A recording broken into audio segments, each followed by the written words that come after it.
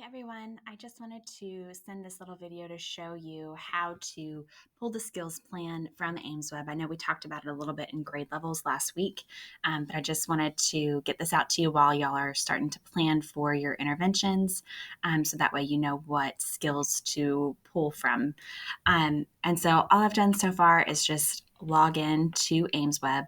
And of course, I'm logged in under Dorian because I had to use her computer because mine is annoying and wouldn't let me screencastify. So once you're logged in, you're going to come over here to where it says benchmark comparison underneath of the students tab, and you're going to click the down button and then go to student search, which is the third option down. From there, you are going to wait till it loads, and then you can search for the student by either putting in their first name or their last name. And so I'm just going to type in a student's name, and then I'm going to hit view refresh down here. Aimsweb makes you hit view refresh for pretty much every single tab that you click on or open. From there, once the student's name pops up, you're going to click the I button. One important thing to note is that you want to make sure the grade level is on the correct grade level, because if you're looking for a student in fourth grade and you're on second grade, that student's name is not going to pop up. So you're going to click on the I, like I just did, and it's going to take you to the individual student profile page.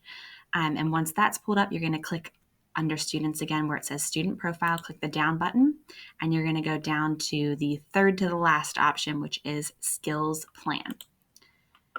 So the skills plan page will start to populate, and then of course you'll have to hit view refresh, and that will pull up the individual skills for students. So for example, this student wasn't able to solve subtraction problems within 100. So this will show you kind of the skills on grade level that the student did not score well in.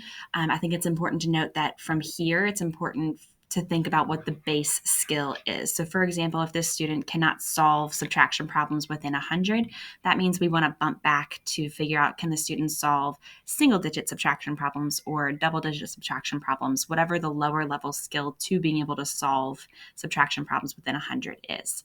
And that's where Great Minds, I think it's Great Minds for Eureka, will come in handy. And that way you can go into that platform and pull lower level lessons that will help target that base skill. From there, it's helpful if you want to export this to kind of print it and look at it.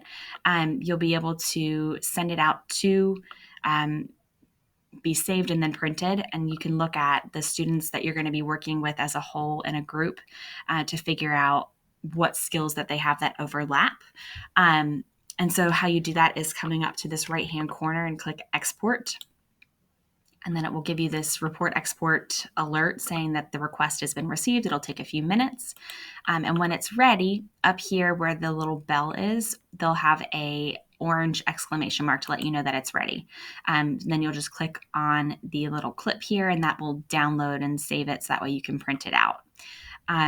I think it's important to note as well that not all students in the group may be working on the same skill at the same time. So if you need to reteach one skill, even though maybe one or two of the students in the group have mastered it and are able to do it, but the rest of the kids in the group are not, I think it's okay to provide that reteach and instruction and intervention for that specific skill to all students in the group, because it won't hurt the students who maybe have already mastered that skill, for the benefit of the rest of the group, for the students who haven't mastered that skill. I also want to point out that this looks at grade level skills. I think I mentioned it earlier, but this is going to be pulling things from your current grade level. So there might be skills in here that as you're looking, you're like, I am not teaching that until the spring. So that's why it's important to think about what the base skill to that skill is. Another cool thing to just look at and play around with is underneath of skills plan. So the second to the last option is individual skills analysis. This is way more challenging to print because it has a lot of clicks and drop downs, but it can be really helpful to look at the number of questions a student has answered correctly.